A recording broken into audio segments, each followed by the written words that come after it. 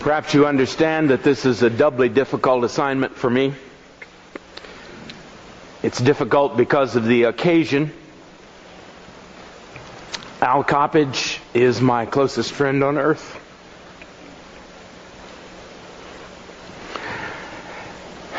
Someone described us as foxhole buddies. And that's it. Been in some foxholes with Al. So as you can see, my emotions are in a pretty fragile condition. But secondly, it's difficult because of what we have experienced in the last 2 days. I'm reminded of Jesus' words to his disciples after he had washed their feet. Do you know what I've done to you? Do you know what we have experienced in these last 2 days? Someone said to me yesterday, how does he do it? I mean, he's there and he's there and he's there and he's there, and then all of a sudden it comes together.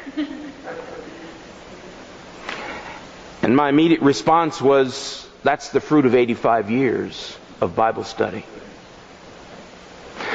And then I thought, well, probably that's not quite right. It's not quite like the old song, 16 Tons. He probably didn't pull out his Bible the minute he was born. But let's say 70 years. I've been listening to Dennis Kinlaw pretty closely for 50 years. It was my privilege to study under him for 2 years in seminary. I took every course he offered. If he had offered a course on ancient Hungarian folk singing, I would have taken it.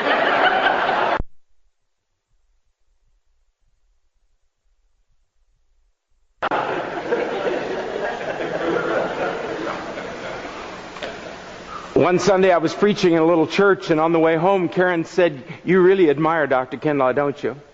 And I said, yeah, why? Because you're starting to say heart like he does. Well, maybe it's possible to push this imitation thing a little too far.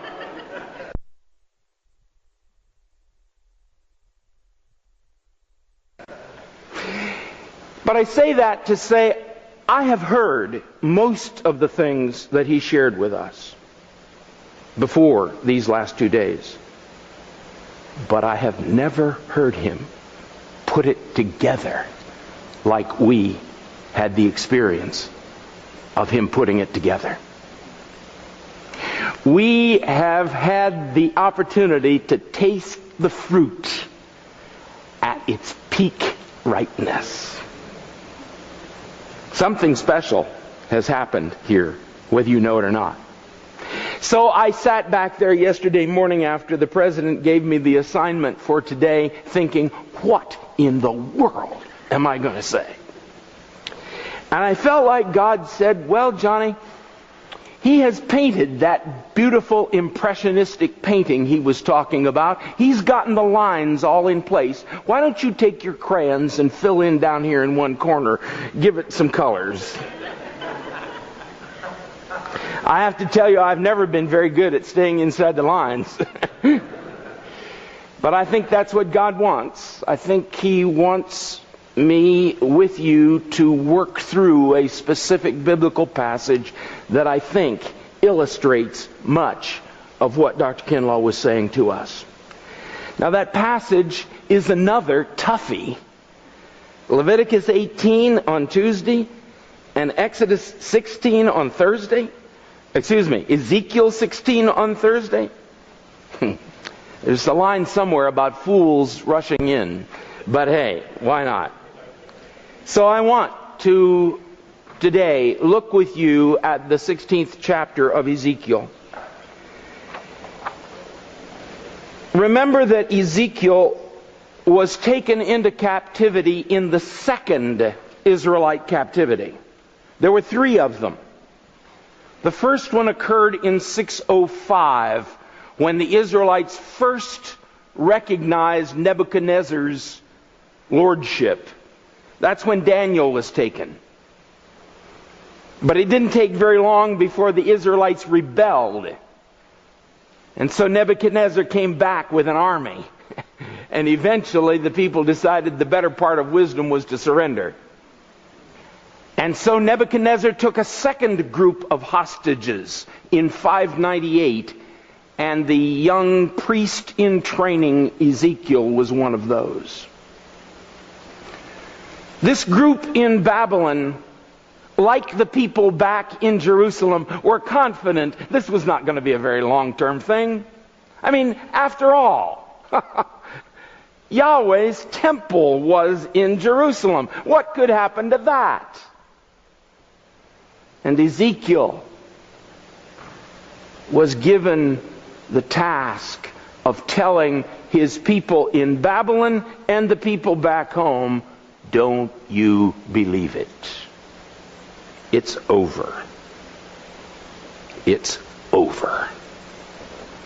And from the beginning of his ministry in 593 down through until finally in 588, his message was one: God doesn't need that temple.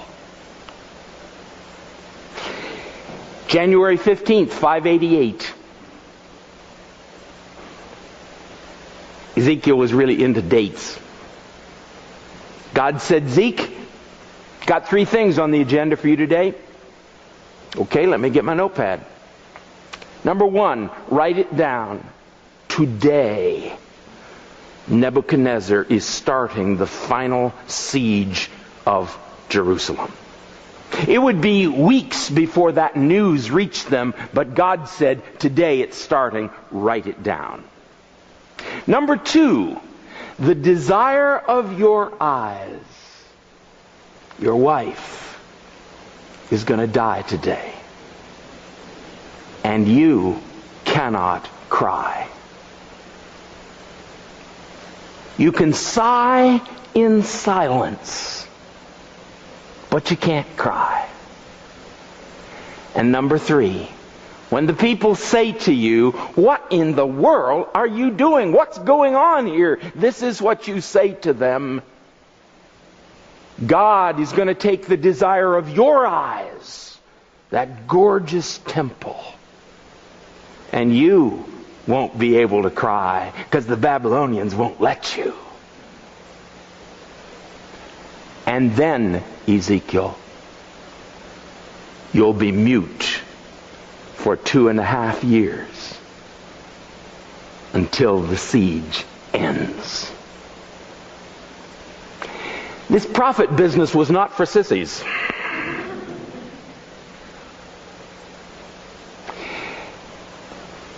But if Ezekiel represents the people in their loss, who else does Ezekiel represent? He represents God in his loss. God is losing his bride. And God can't weep because at long last he has had to give her up to what she has chosen. With that, let's turn to chapter 16. It's a long chapter. I want to read some portions of it for you. Starting to read at verse 8. When I passed by and saw you again, you were old enough to be married. So I wrapped my cloak around you to cover your nakedness and declared my marriage vows. I made a covenant with you, says the sovereign Lord, and you became mine. Song of Songs. Then I bathed you and washed off your blood and rubbed fragrant oil into your skin. I gave you expensive clothing of linen and silk, beautifully embroidered, sandals made of fine leather. I gave you lovely jewelry, bracelets and beautiful necklaces, a ring for your nose and earrings for your ears, and a lovely crown for your head. So you were made beautiful with gold and silver. Your clothes were made of fine linen and were beautifully embroidered. You ate the finest foods, fine flour, honey, and olive oil, and became more beautiful than ever. You looked like a queen, and so you were. Your fame soon spread throughout the whole world on account of your beauty, because the splendor I bestowed on you perfected your beauty, says the sovereign Lord. But you thought you could get along without me. So you trusted instead in your fame and beauty. You gave yourself as a prostitute to every man who came along. Your beauty was theirs for the taking. You used the lovely things I gave to you to make shrines for idols, where you carried out your acts of prostitution. Unbelievable. How could such a thing ever happen? You took the very jewels and gold and silver ornaments I had given you and made statues of men and worshipped them, which is adultery against me. You used the beautifully embroidered clothes I gave you to cover your idols. Then you used my oil and incense to worship them. Imagine it. You set before them as a lovely sacrifice the fine flour and oil and honey I had given you, says the sovereign Lord. Then you took your sons and daughters, the children you had born to me, and sacrificed them to your gods. Was it not enough that you should be a prostitute? Must you also slaughter my children by sacrificing them to idols? In all your years of adultery and loathsome sin, you have not once thought of the days long ago when you lay naked in a field, kicking about in your own blood. The chapter begins before where I started reading with a picture of a newborn baby girl lying in the dump with her lifeblood beating out of the ragged umbilical cord. You see, in the ancient world, a woman's womb was far too valuable to risk damaging it with some stupid thing like abortion. You didn't want a kid, you just waited till it was born and threw it out back. None of this funny stuff about, well, that is a fetus. Now that it's born, it's a child. Hogwash. It's a baby. It's a baby. But, hey, I got too many girls in the family. These boys, they're a little more economically valuable, and 2 or 3 girls, they're pretty useful. You can sell them for a pretty good price, but hey, I got too many girls. Don't want her. Just throw her out to bleed to death. My son Peter and his wife Masha work in Russia with orphan graduates, kids who have been put out of the orphanage at age 15 or 16 and forced into a technical college somewhere. He told me something I really didn't know beforehand, that most Russian orphans aren't orphans. The vast majority of the children in these places are unwanted children. They have a father and a mother, but they were simply put out. Often it's because of alcoholism. The family can't support them. But Peter said, can you imagine how difficult it is to say to a young woman, 15, 16 years old, God loves you. And she says, my mother and father didn't want me. Where's God? That's the picture here. Worthless, lifeless, hopeless. Hear that thin, wailing cry. It'll stop in a moment. And God comes along the road and says, "Isn't she beautiful?" God, do you need glasses? No. Disgusting. Bleeding. Dirty. Wailing. Isn't she gorgeous? Oh, friends, that's how our Father looks at us. There's a wonderful passage in the Old Testament where it says, first time, Noah found grace in the eyes of the Lord. What is it to have grace? It's the ability to see something in somebody that nobody else can see. That's the grace of God. He looks at you and says, "Oh, how gorgeous." The rest of the world says, "Huh? What? She's bloody and dirty and yowling and..." Shut up. She's gorgeous.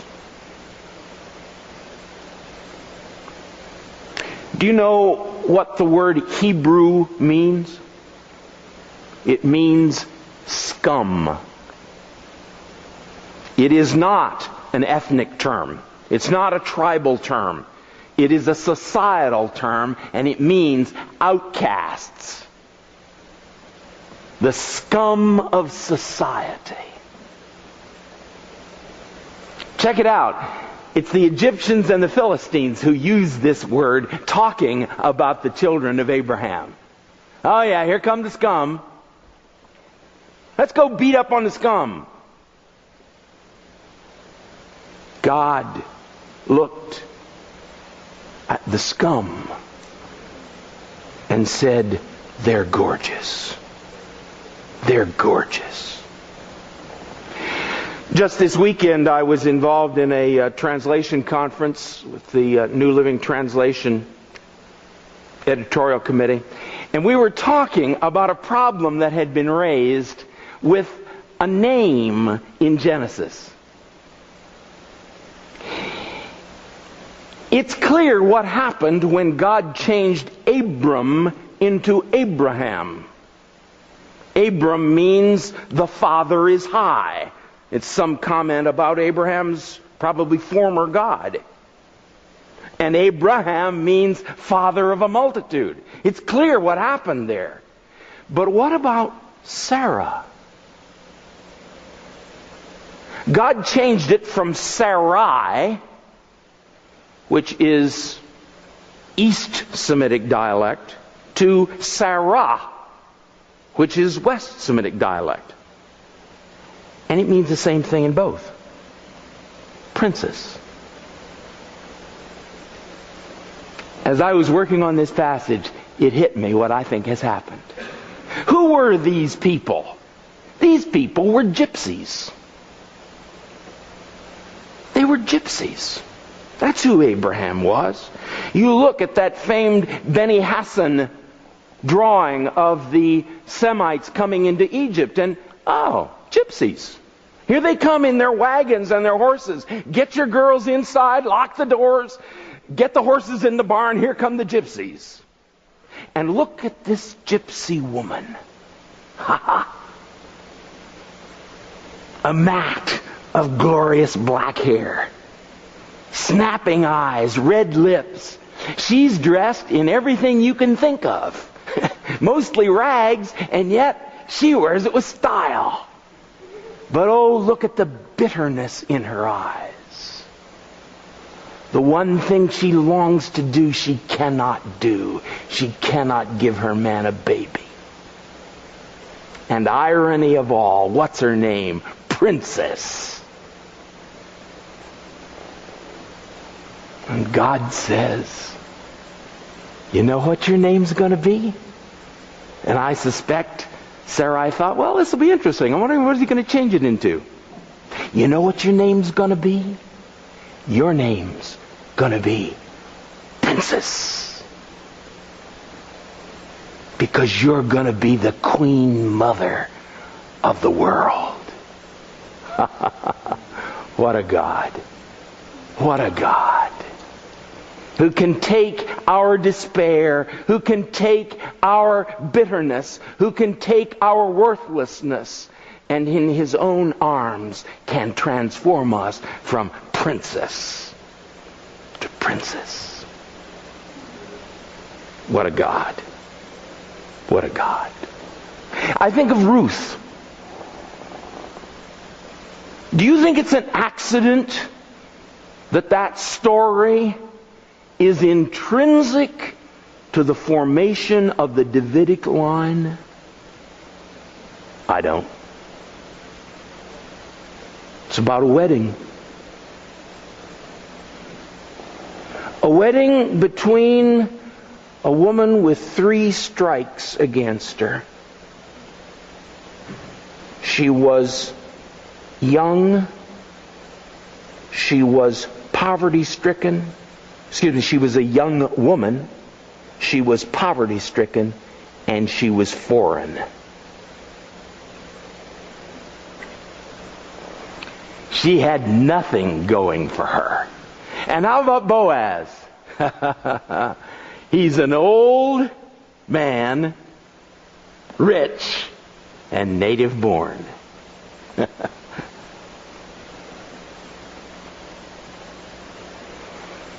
Do you understand the risk she was taking as she went onto that threshing floor that night?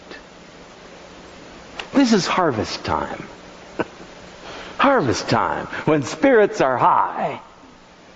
And the threshing floor is on the hilltop, right beside the high place where the fertility gods and goddesses are worshipped.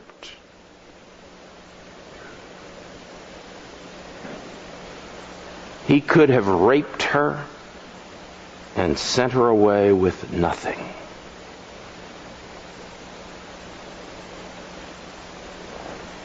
And so she uncovered his feet. You don't want to wake up a guy suddenly in the night. And he sort of opens one eye. My feet are cold.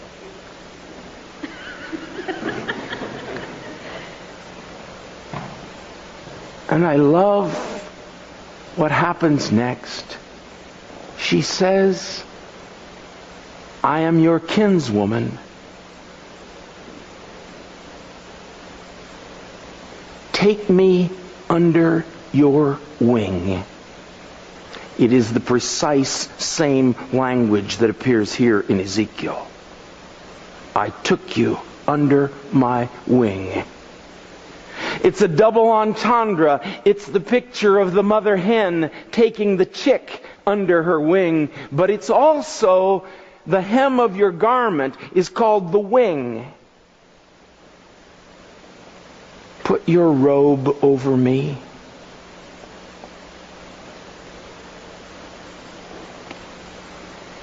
And I say, I love what happens next. Boaz said, "Oh, my daughter, what hesed you have shown in choosing me." Now, the students here know to expect that that's going to show up sometime when I talk. Hesed, it's that word that describes God. It's a word that is unknown in any other Semitic language and yet occurs in the Old Testament more than 250 times, most of them to describe God. It's the action of a superior for an inferior, when the inferior deserves to be beaten up and the superior graciously embraces him or her. Boaz says to Ruth, "What hesed you have done to me." He's the superior, she's the inferior, and yet he has said, "Oh, my dear, What does he mean? And I love it. He says, a pretty girl like you could have chosen any of these young studs around here. You chose a fat old bald-headed guy. What hesed? The dignity that Boaz gave to her in that moment. She's doing something for him. That's our God. That's our God. Oh, how good of you, my child, to come into my arms. What a wonderful thing you've done for me in giving me the opportunity to take you under my wing.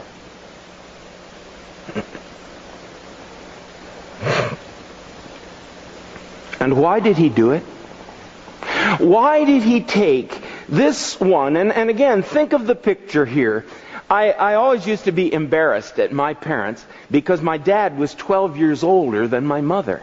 And I used to think, great Scott, he was 12 years old when she was born. He was 24 when she was 12. Mm-hmm.